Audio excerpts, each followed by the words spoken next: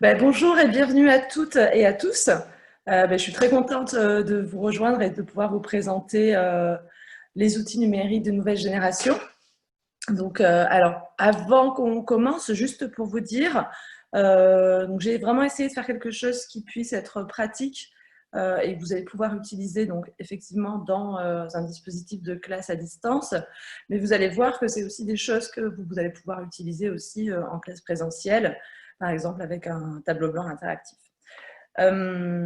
Et aussi pour vous dire, donc je vais vous parler d'outils, de visioconférences, de Google Classroom. Je ne peux pas vous faire un,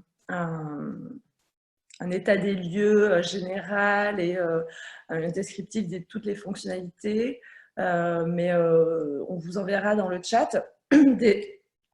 Excusez-moi, on vous enverra dans le chat des liens pour vous donner un accès à des tutoriels. Vous allez pouvoir justement avoir plus d'informations sur comment paramétrer tous les outils. Voilà. Bon, voilà, je vais vraiment m'intéresser au côté pédagogique. Donc, on commence tout de suite. Donc, alors, et puis, alors, n'hésitez pas vraiment à utiliser le chat si vous avez des questions. Et puis, vous allez voir, je vais aussi vous demander de participer. Alors, on commence tout de suite avec donc ma présentation, ici même. Hop, alors attendez, parce que du coup, je ne l'ai pas mise au début. Donc voilà, donc 8 façons d'utiliser facilement les outils numériques de nouvelle génération. Voilà, je me suis concentrée sur des utilisations pratiques et sur des idées en fait à mettre en place dans vos classes. On va d'abord parler un petit peu de comment est-ce qu'on peut utiliser nouvelle génération, en tout cas les ressources numériques de nouvelle génération en utilisant des outils de visioconférence comme Zoom ou Teams, mais Meet aussi. Et puis ensuite, en utilisant par exemple Google Classroom ou un outil en fait de gestion de classe. Et puis, on s'intéressera aussi au cas où en fait on n'utilise aucun de ces deux outils. Et je vous proposerai deux idées aussi d'utilisation pour travailler avec vos classes. Alors, je fais un petit tour d'horizon très rapide des ressources numériques qui sont à votre disposition. Si vous voulez plus d'informations sur la méthode en elle-même, je vous invite à nous contacter, à contacter notamment Marisol qui pourra répondre à vos questions. Moi, je vais vraiment faire un petit tour d'horizon. Alors, je voulais aussi vous dire, je vais faire des allers-retours entre donc du coup la méthode et puis Internet et puis ma présentation. Donc, ne soyez pas étonnés si je fais des allers-retours. Pour vous dire, donc, nouvelle génération, vous avez à votre disposition un manuel interactif, un cahier numérique interactif, vous avez des vidéos et vous avez aussi des tests et des évaluations qui sont dans votre méthode. Et donc, tout ça, c'est accessible, je vais vous le montrer tout de suite, c'est accessible en ligne. Hop, où est-ce que je suis? Hop, ici. Hop, c'est accessible en ligne. Mince, hop, voilà. Hop, ici même. D'accord, à cette adresse, alors que je peux vous envoyer directement dans le chat. Si ça veut bien... Alors, attendez. Hop, je me suis perdue. Pourquoi? Bon, d'accord. Je ne sais pas pourquoi. Je pense que vous devez normalement bien voir. Voilà, excusez-moi. Alors, je vais vous envoyer ici tout de suite, voilà, l'adresse. Et donc, vous avez ici, en fait, votre kit numérique, d'accord, avec le cahier, le manuel et le cahier d'activité, et que vous pouvez donc télécharger, qui sont disponibles pour Windows, Linux, Mac, donc pour à niveau A1, A2, A2, B1, et donc ça, c'est téléchargeable. Et d'ici la fin du mois, vous aurez aussi la version en ligne. Donc, vous aurez le choix soit d'utiliser la version téléchargeable, ce qui a l'avantage de pouvoir l'utiliser sans connexion. Donc, si vous avez parfois des problèmes de connexion, vous êtes sûr de pouvoir travailler avec. Mais sinon, vous avez aussi la version en ligne si vous êtes plus à l'aise avec les versions en ligne. Et donc, vous avez aussi à votre disposition le livre du professeur qui est téléchargeable et les fichiers d'évaluation. Alors, je vais revenir sur ma présentation. Donc, on va parler de ça, nous, ensemble, aujourd'hui. Donc, comme je vous disais, les ressources téléchargeables. Et puis, donc, on va s'intéresser, pour commencer, au cas où, par exemple, vous utilisez un outil de visioconférence pour vos cours en ligne.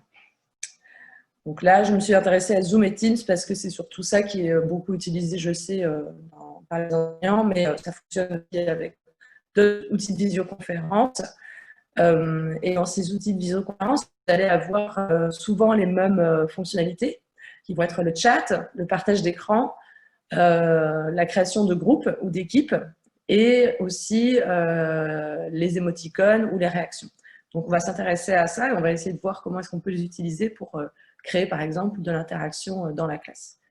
Alors, quand vous êtes en visioconférence, c'est comme quand vous êtes en classe présentielle. C'est quand vous réunissez au même moment et que vous interagissez en temps réel et que les interactions se font soit entre l'enseignant et les élèves ou soit entre les élèves. Et donc, ça fonctionne soit à l'oral ou soit via le chat. Alors, pour vous montrer un petit peu les interfaces, donc nous, on va s'intéresser à, par exemple, diviser en groupes, qui est disponible sur Zoom, et qui va vous permettre de faire comme en classe, de créer en fait des groupes. Comme vous pourriez les faire en classe, vous réunissez vos apprenants autour d'une table. Donc, ça va être la même chose. Vous allez pouvoir créer des groupes. Vous pouvez choisir de faire des groupes de 2, de 3, de 4. C'est vous qui êtes maître de ça. Donc c'est une fonction vraiment intéressante. On peut recréer virtuellement ce qui est possible en classe présentielle. Vous avez ensuite les réactions, et qui sont assez intéressantes parce qu'elles permettent de créer de l'interaction en direct et avoir une réaction instantanée. Donc ça, c'est très intéressant aussi à utiliser. Et puis, bien sûr, le chat. Sur Teams, c'est la même chose. Vous pouvez créer des équipes et vous avez aussi toute une gamme d'émoticônes pour que vos apprenants puissent réagir soit à vos propositions, soit à des propositions que font leurs collègues, mais non, leurs camarades. Voilà. Alors, on va commencer tout de suite par 2 exemples d'utilisation du manuel numérique. On va voir comment on peut travailler la production orale en utilisant justement l'option diviser en groupes ou créer des équipes, d'accord? Donc, c'est-à-dire créer justement des groupes d'apprenants pour qu'ils puissent travailler ensemble sur de la production orale.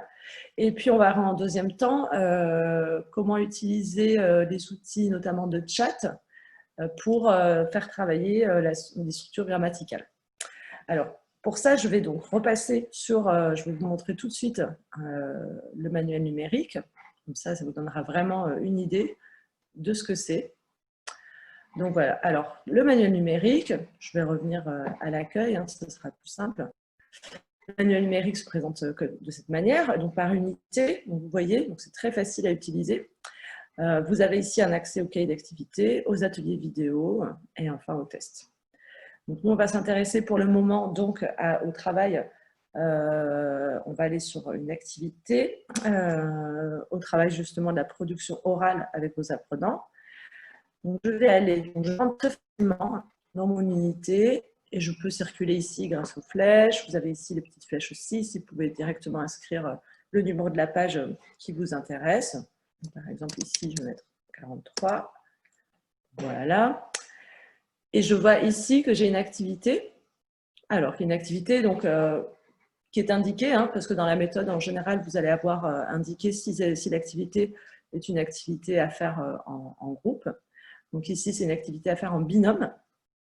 Donc, qu'est-ce que vous pouvez faire avec ça? Eh bien, vous allez créer en fait des équipes ou des groupes avec votre outil de visioconférence et vous allez demander aux apprenants de réaliser l'activité. Donc, en fait, les apprenants, vous allez définir, vous, le temps que vous voulez consacrer à cette activité. Vous indiquez ça aux apprenants. Et ensuite, eux échangent entre eux et donc vont faire l'activité. Et une fois que vous décidez que c'est le moment d'arrêter l'activité, les apprenants donc reviennent dans la salle, on va dire, dans la salle principale, dans la classe. Et puis là, c'est à vous de voir. Et vous pouvez, par exemple, décider de travailler de demander à un binôme de voir comment ont été leurs échanges ou de restituer le travail qu'ils ont fait.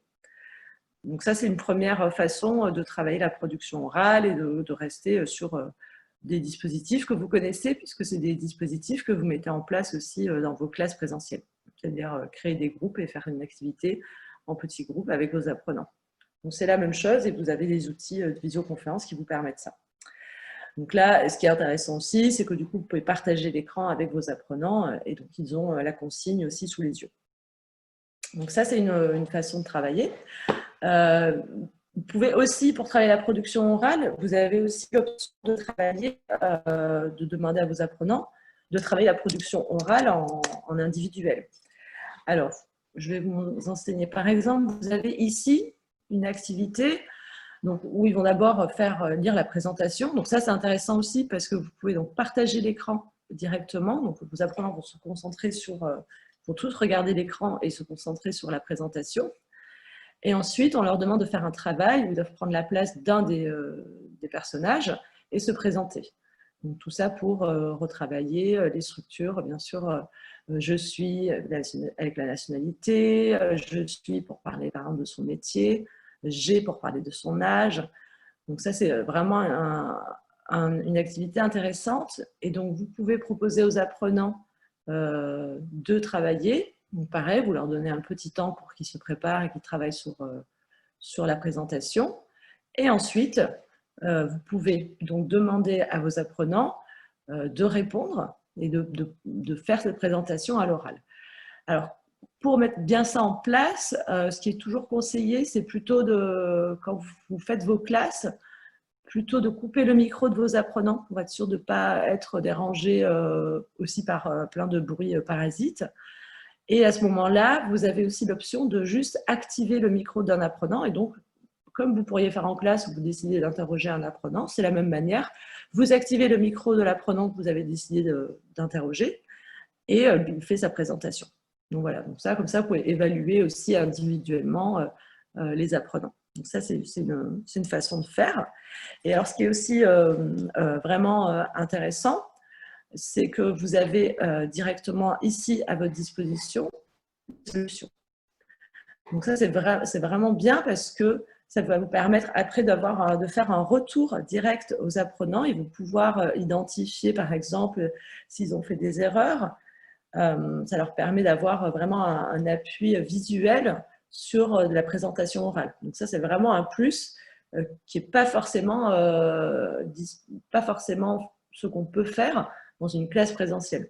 On n'a pas forcément de suite les solutions à notre disposition. Donc là, vous n'avez rien à faire, juste un petit clic, et vous avez les réponses possibles et qui vont vous permettre de fixer les structures avec vos apprenants.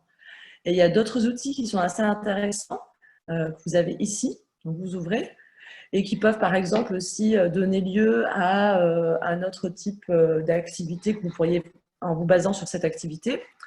Moi, j'aime bien, par exemple, pour l'avoir souvent utilisé avec mes classes, j'aime bien cet outil où en fait vous isolez quelque chose. Et donc, par exemple, ici, on pourrait très bien imaginer que, donc là, l'activité est guidée puisqu'on donne toutes les informations, mais vous pouvez aussi décider que finalement, vous voulez faire quelque chose de plus libre et vous dites, voilà, bah, écoutez, je vais vous demander de travailler sur la présentation de cette personne, qui est-elle, comment elle s'appelle, quel est son âge. Et chaque apprenant peut ainsi travailler sur une présentation personnelle et ensuite vous demandez à chaque apprenant, oralement, de nous faire sa présentation. Donc voilà, donc ça c'est vraiment un petit outil facile à utiliser et qui permet voilà, de vous aussi de personnaliser les activités que vous voulez proposer à vos classes. Voilà, et hop, et on revient à zéro. Donc voilà, donc ça c'était pour la production orale. Deuxième chose, c'était sur travailler les structures grammaticales. Alors, pour travailler les structures grammaticales, c'est vraiment aussi intéressant. Donc, ça va être d'utiliser le chat. Et le chat, c'est vraiment un outil sympa quand on fait de la classe à distance et qui est différent, on va dire, de ce qui peut se passer en classe en présentiel. Parce que vous avez une discussion instantanée avec vos apprenants. Il y a une trace écrite qui apparaît pour les apprenants. Les apprenants peuvent voir les propositions de leurs camarades. ils peuvent interagir dessus. Et ça, vraiment, ça leur permet, ça vous permet d'évaluer chaque apprenant aussi par rapport à ses réponses, parce que du coup, c'est écrit, c'est moins volatile que la parole. Et ça permet aussi aux apprenants, justement, de se situer ou de voir, par exemple, quelles peuvent être, de fixer plus facilement quelles peuvent être leurs erreurs. Alors, vous avez dans le livre, vous avez des doubles pages qui concernent la grammaire. Et donc, vous avez, moi je vais m'intéresser par exemple ici à la formation du féminin. Et c'est là que je vais vous demander votre intervention. Alors, ce que je vais vous demander, j'essaie de voir où est mon chat, mais je ne le retrouve pas. Alors, donc ici, donc vous avez travaillé avec vos apprenants sur la formation du féminin. Donc vous avez vu ensemble, en partageant l'écran, comment se... Donc ça, c'est vraiment super aussi, le partage d'écran, parce que vous n'avez pas besoin d'écrire au tableau toute la règle. Donc là, c'est vraiment tout le monde est concentré sur le même document. Donc, vous avez travaillé sur la formation du féminin avec vos apprenants en expliquant la règle et vous voulez être sûr que vos apprenants ont compris. Et donc, on va faire le test tout de suite. Donc, je vais arrêter de partager et je vais vous demander d'écrire sur le chat, de proposer sur le chat une ou deux phrases, deux propositions avec le féminin. D'accord? Donc, comme par exemple, dans l'exemple, on a un ami français ou une amie française. Donc, vous allez me proposer un mot, puis vous pouvez aussi travailler sur la nationalité et me faire une proposition au féminin. Alors, je vais revenir sur mon chat. Donc, n'hésitez pas, ne soyez pas timide. Donc, est-ce que vous pouvez m'écrire une phrase au féminin, juste avec un déterminant, un nom et un adjectif, tout simplement, au féminin. Est-ce que c'est possible pour vous de faire ça? Donc, hop, je ne vois pas de choses qui se passent. N'hésitez pas. C'est pour vous montrer, voilà, en temps réel, ce que vous pouvez proposer à vos apprenants. Je suis espagnole, ma mère est espagnole. Très bien, parfait. Très, très bien. Donc là, on voit bien la différence espagnole sans le E et avec le E. Une dame marocaine, parfait. Très bien. Est-ce qu'on aura une autre personne qui voudrait participer et nous donner un exemple? Mon ami algérienne est très drôle. Très bien. Merci, Gemma. Ok, super. Je suis crevée. Avec un E, c'est parfait. Effectivement, très, très bien. Même si vous êtes crevée, Magdalena, c'est très gentil de participer du coup à ce webinaire. Ça fait plaisir. Donc, parfait, très bien. Alors, donc, ça, c'est vraiment, vous voyez, intéressant parce que chaque apprenant, chaque élève peut voir les propositions. Je suis italien, elle est italienne. Très, très bien. Donc, vous voyez que chaque élève peut voir aussi les propositions des autres élèves.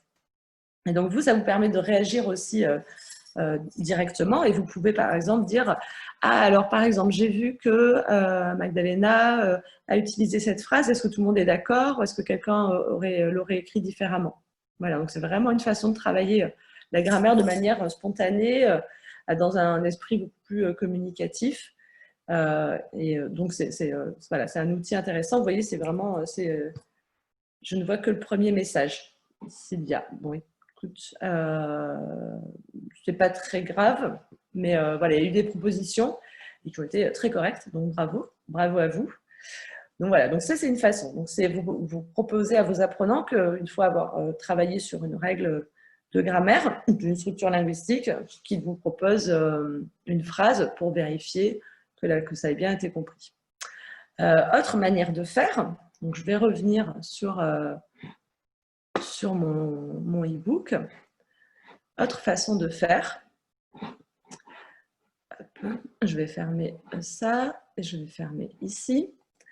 Ça serait donc, par exemple, je vais travailler ici, je veux travailler sur la conjugaison avec les apprenants. Là, on a les apprenants qui font des propositions. Là, on va passer à autre chose, ça va être le professeur. Donc là, dans ce cas, c'est moi. C'est le professeur qui va faire des propositions. Donc, vous avez travaillé avec les apprenants sur les structures je suis, j'ai, et vous voulez vérifier que ça a été bien compris, que voilà, qu'on met bien, par exemple, qu'il y a une bien différence entre le tu a et il ou elle a, parce que dans le tu, on va mettre le s. Donc, on va leur proposer, moi, je vais vous proposer quelque chose, d'accord? Et je vais vous, alors, je vais vous montrer, je vais vous proposer 3 phrases, d'accord? Donc, normalement, j'ai la bonne option, c'est tous les conférenciers et tous les participants. Je vais vous proposer 3 phrases. Voilà.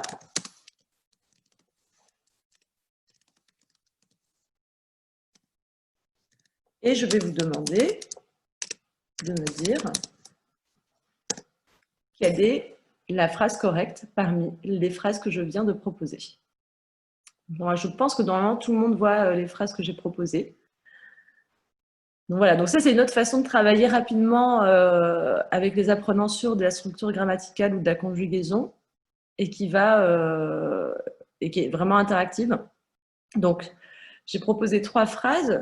Quelle phrase est correcte? La 1, ok. Très bien. Merci Sylvia. Magdalena, la 1.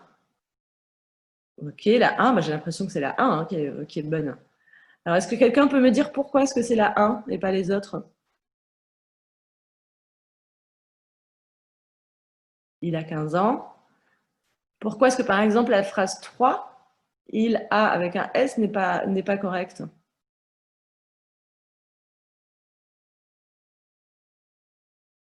Est-ce que quelqu'un veut bien me le dire? Est-ce que Caroline veut bien nous donner la réponse?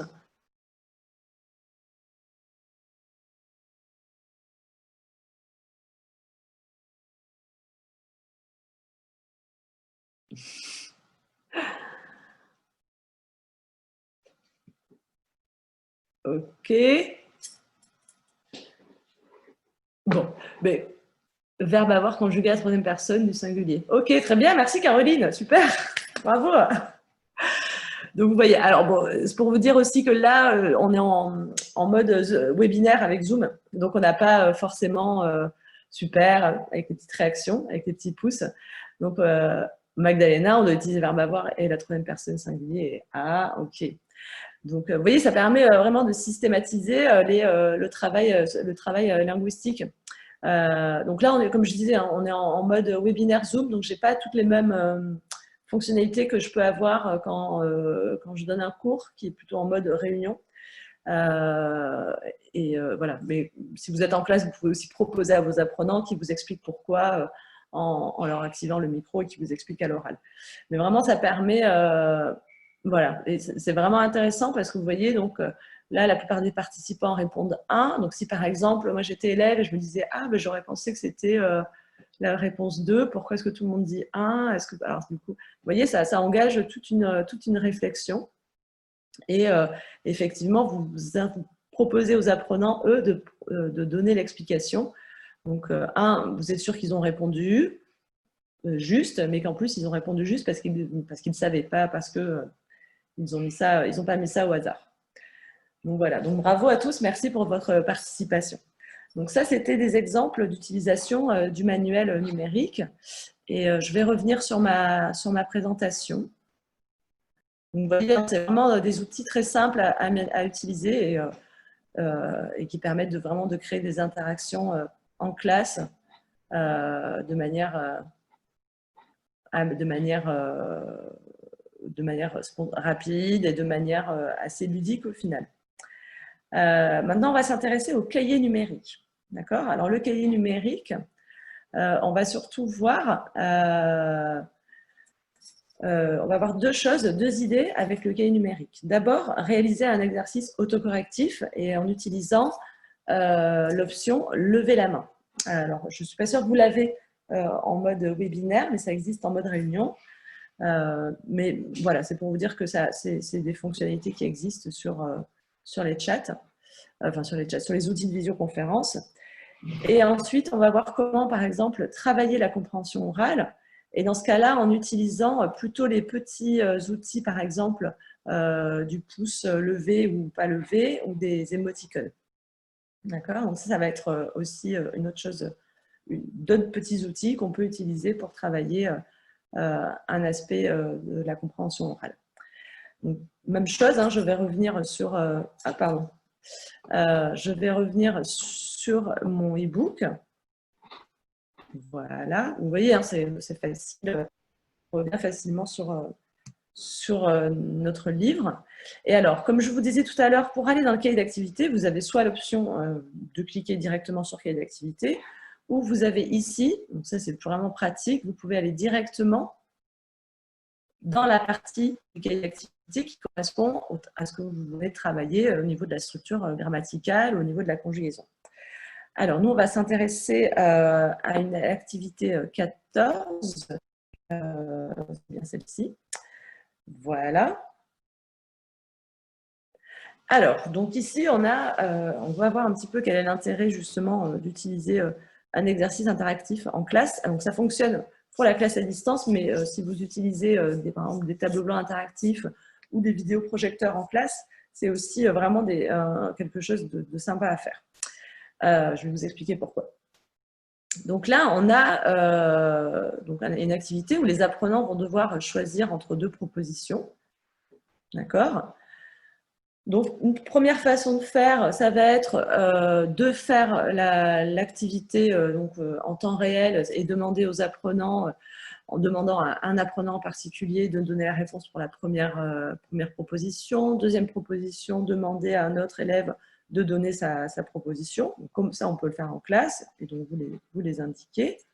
Voilà, au fur et à mesure, donc les apprenants vous donnent leurs réponses, vous indiquez les réponses de vos apprenants. Voilà. Et puis, et ensuite, ce qui peut être intéressant, donc c'est que vous pouvez vérifier. Donc là, c'est bien parce que du coup, il y a un retour direct. Et donc, on voit là où il y a eu une difficulté. Donc ça, c'est une première façon de faire, en le faisant tous ensemble. Autre façon de faire, on va faire essai encore.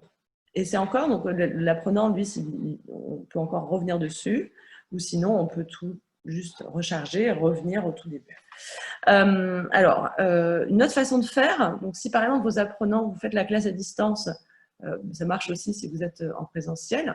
Si vos apprenants ont la version papier, parce que c'est pas parce qu'on fait du distanciel qu'on ne va pas utiliser le papier, vous demandez à vos apprenants qu'ils fassent l'activité, parce que vous avez la référence, c'est le même livre, sauf que là c'est en format numérique, qu'ils fassent l'activité sur leur cahier.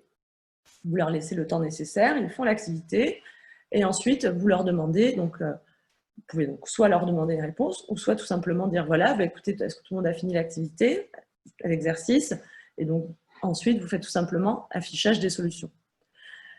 Et ensuite, alors donc ça c'est intéressant parce que vous n'avez pas besoin d'écrire au tableau quand même toutes les phrases, toutes les solutions, donc c'est vraiment c'est un gain de temps pour vous. Donc ça c'est vraiment intéressant. Et comme je répète, hein, ça peut être fait soit là à distanciel, mais si vous voulez, vous pouvez aussi le faire dans vos classes, en présentiel. Donc ça, vous avez les réponses, les solutions qui s'affichent. Et alors, ce qui est intéressant en termes de pédagogie, c'est qu'une fois que les solutions sont affichées, vous pouvez demander à vos apprenants qui vérifient leurs réponses par rapport aux solutions. Et ensuite, du coup, leur demander où c'est qu'ils ont eu des difficultés, pourquoi, est-ce qu'ils ont compris pourquoi est-ce qu'ils avaient fait une erreur. Et ça, ça va faire un travail sur l'erreur, c'est vraiment intéressant et c'est quelque chose qui est rapide à mettre en place avec un outil numérique. Donc moi, je vous conseille vraiment ce genre d'activité. Donc voilà, donc ça c'est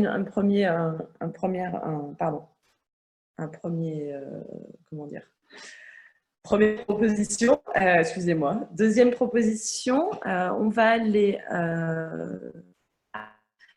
Deuxième proposition, alors attendez, je vais faire un nouveau partage, c'est bon, on est toujours là-dessus, ok. Deuxième proposition, ça va être de travailler donc, sur justement la compréhension orale. Alors, ce qui va être intéressant, c'est que là aussi, vous allez, donc, on est sur un vrai-faux. Et donc, grâce en fait au chat, alors ceux qui savent le faire peuvent essayer là pendant d'utiliser les émoticônes. Et donc, vous allez pouvoir proposer à vos apprenants de leur faire écouter la compréhension orale et ensuite, à chaque fois, de leur demander pour la proposition si c'est vrai ou faux. Et en leur demandant dans le chat d'utiliser donc soit les pouces en haut pour dire que c'est juste, ou le pouce en bas pour dire que c'est faux. D'accord? Donc c'est vraiment... donc, vous passez l'extrait.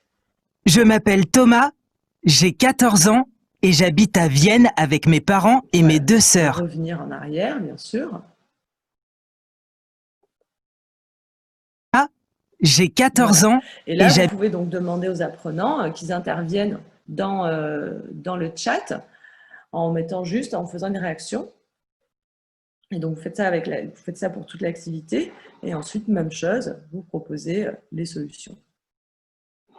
Voilà. Et le petit truc en plus, donc ça, c'est voilà, des activités faciles à mettre en place et qui créent l'interaction parce que quand on est à distance, des fois, c'est compliqué. Et en fait, ça permet de créer des échanges rapides avec vos apprenants. Et ensuite, ce qui est vraiment aussi intéressant, c'est que là, vous avez directement les transcriptions, comme je vous disais tout à l'heure pour les solutions. Donc ça, c'est un autre outil numérique qui vous permet vraiment quelque chose, c'est un bonus. Moi, je sais que j'aime beaucoup travailler avec les transcriptions avec mes apprenants parce que l'oral, ça peut être compliqué. Du coup, avoir la transcription de l'enregistrement, c'est vraiment quelque chose d'intéressant pour les apprenants puisqu'ils vont pouvoir faire le lien entre l'écrit et l'oral. Donc, ça leur permet aussi de voir, parce qu'ils ont sûrement des choses qu'ils n'ont pas compris.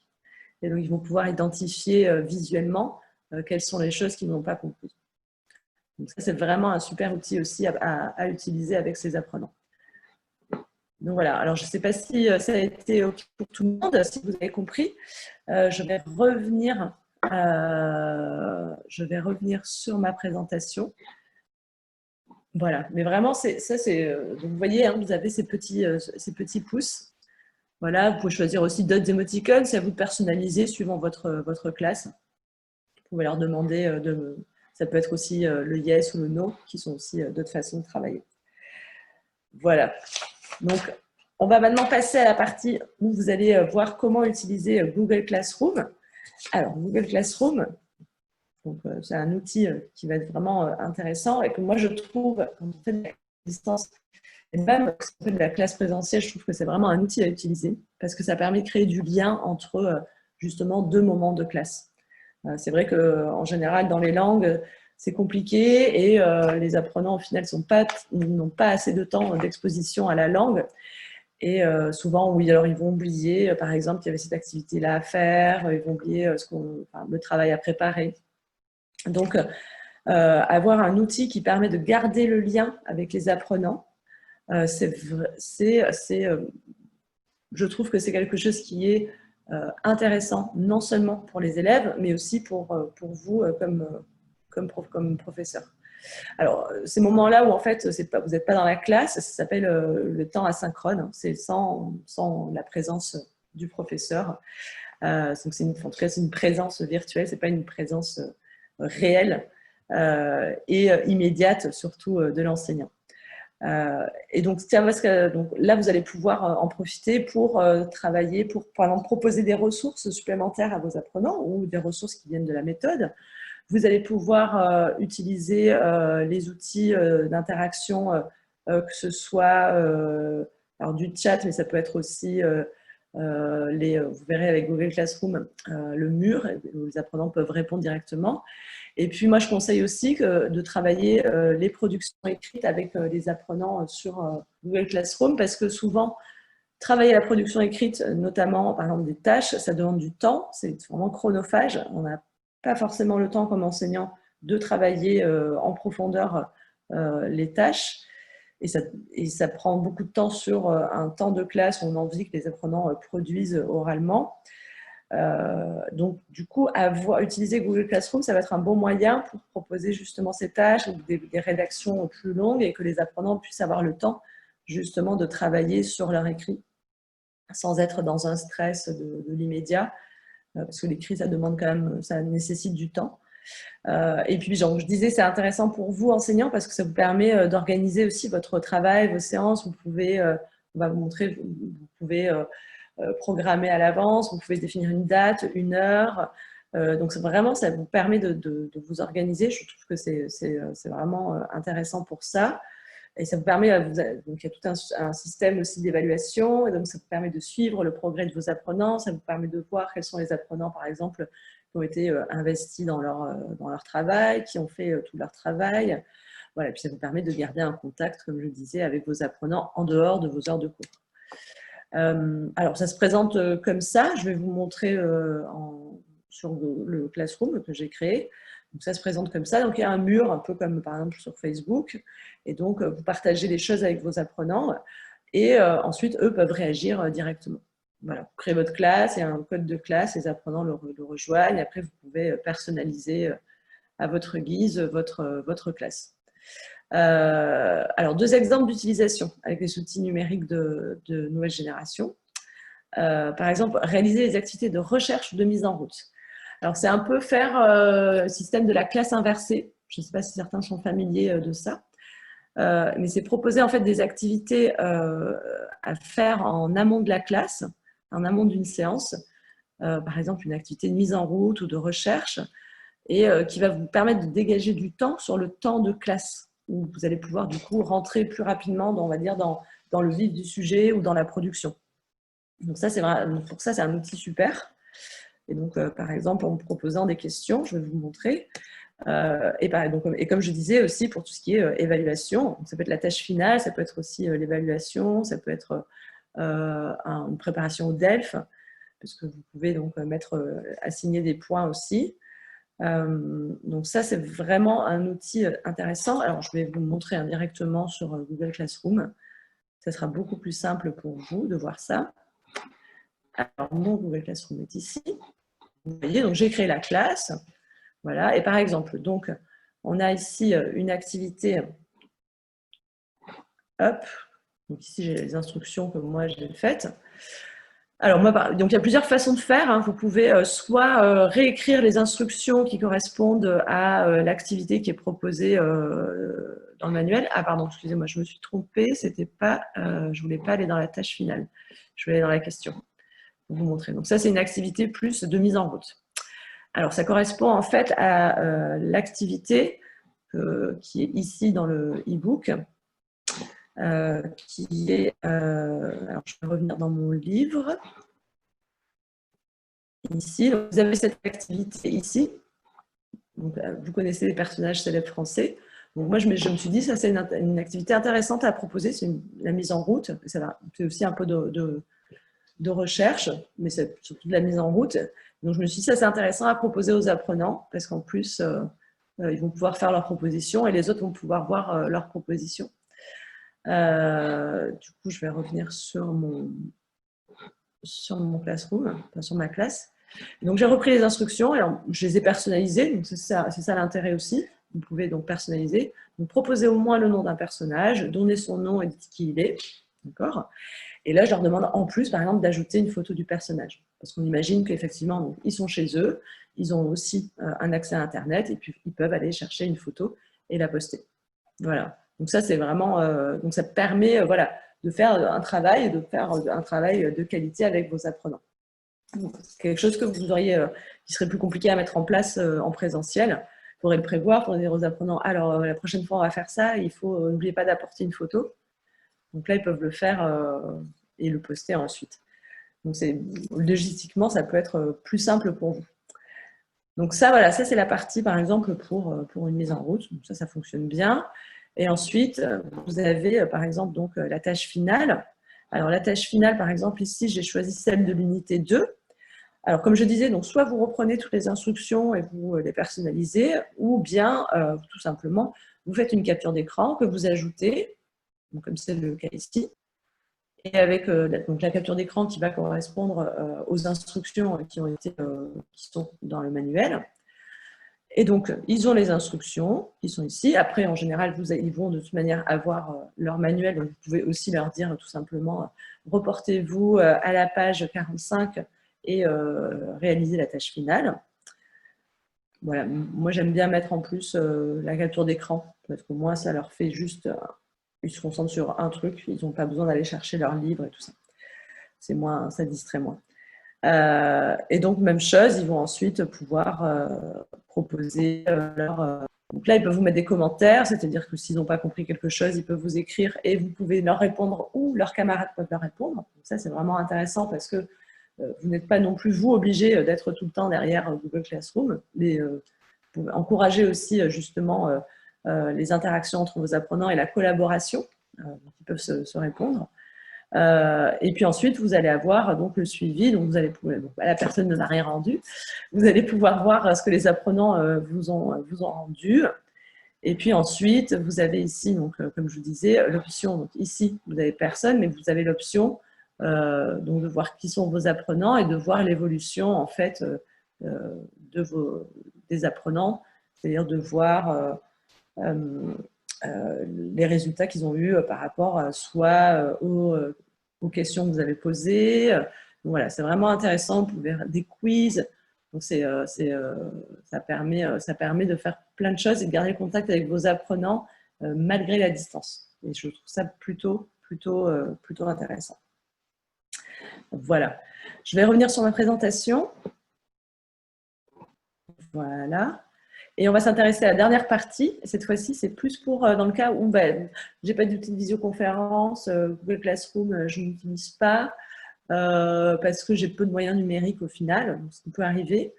Moi, je vais vous proposer, donc dans ce cas-là, on va plutôt utiliser par exemple WhatsApp parce que la plupart des apprenants et des gens maintenant sont équipés en téléphone. Pardon.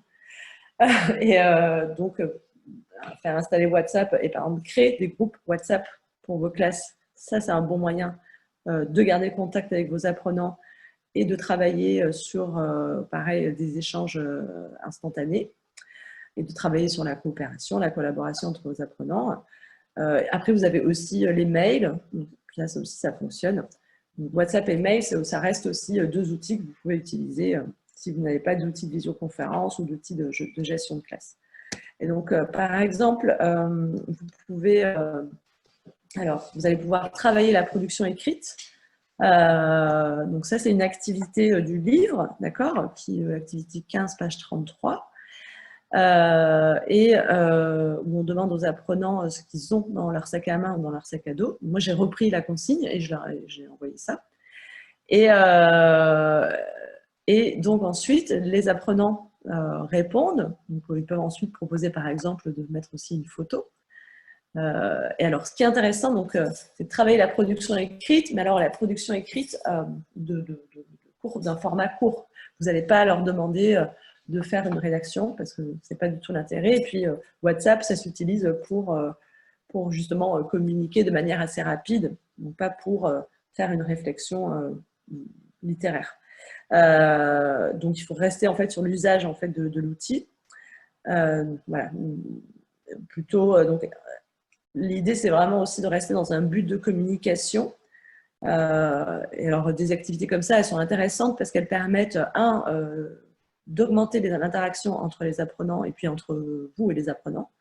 Et deux, ça permet aussi d'augmenter la connaissance de l'autre. C'est-à-dire que, notamment dans cette activité, on va sûrement apprendre des choses aussi sur les personnes avec qui, enfin, sur les camarades.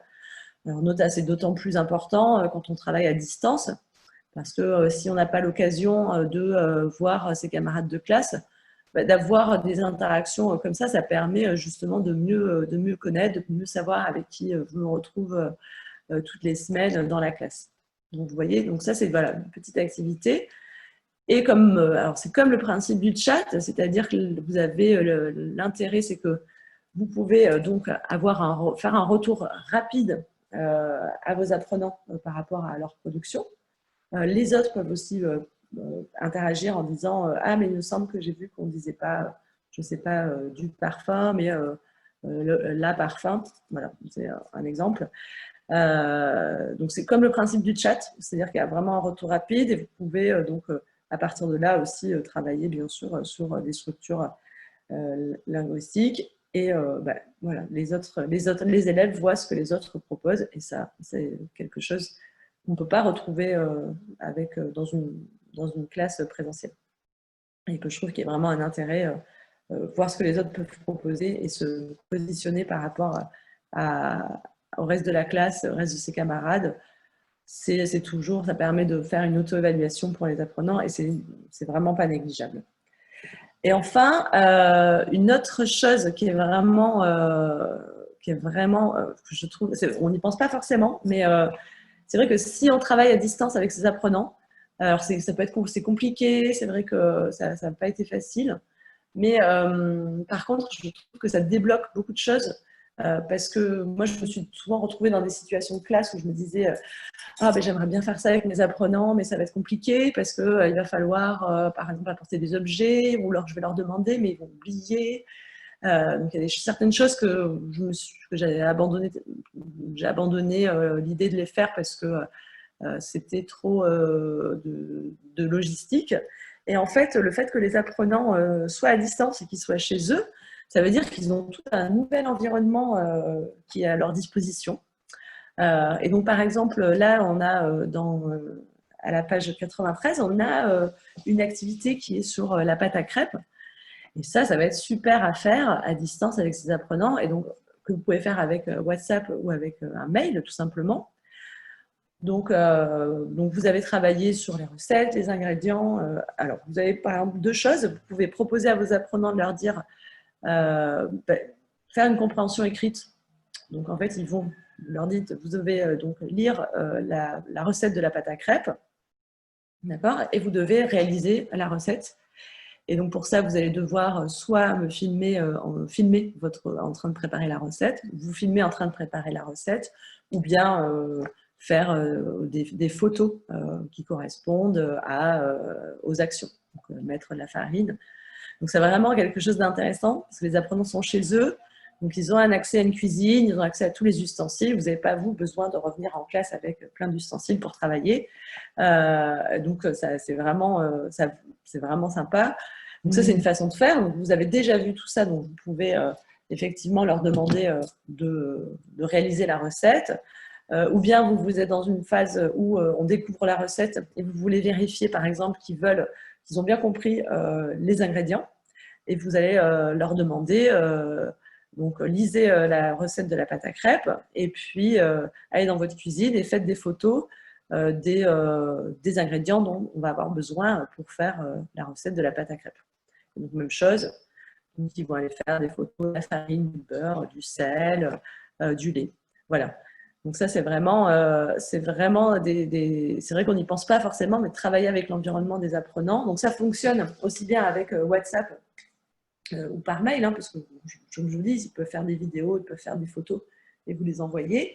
Mais ça fonctionne aussi, je ne l'ai pas cité tout à l'heure, mais ça fonctionne aussi quand vous êtes dans des moments synchrones et que vous êtes en visioconférence.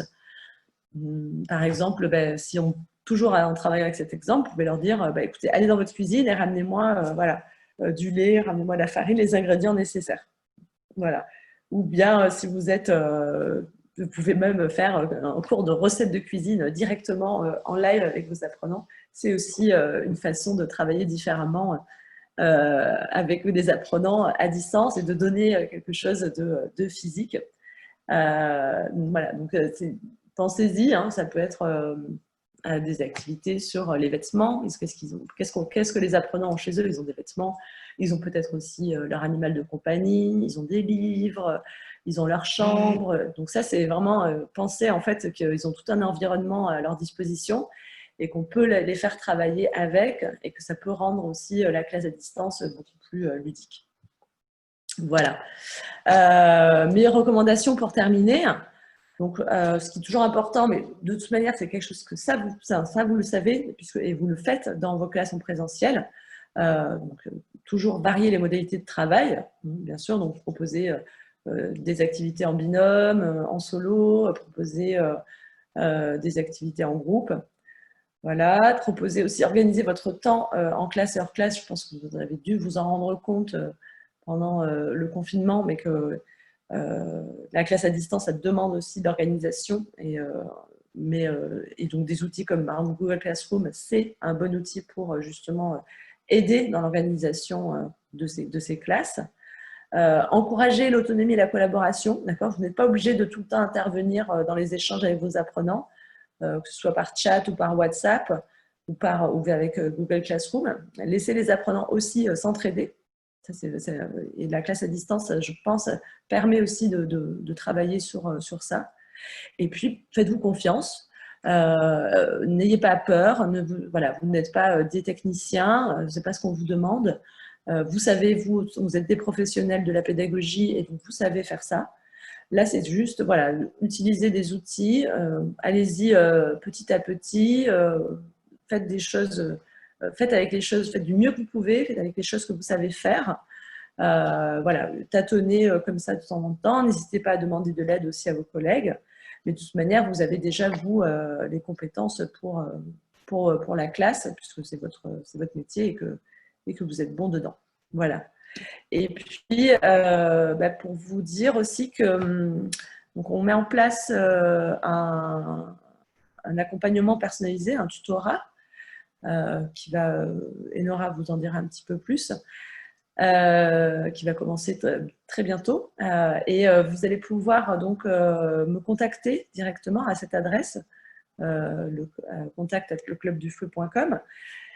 Et moi, je vais venir vous aider, en fait, si par exemple vous avez des questions en termes de tout ce qui est justement l'utilisation des ressources numériques pour la classe, donc en termes pédagogiques. Je serai là pour vous accompagner et vous proposer des solutions, vous proposer des idées.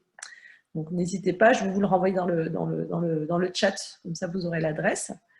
Et puis voilà, merci à tous. Et puis belle rentrée, bon début d'année.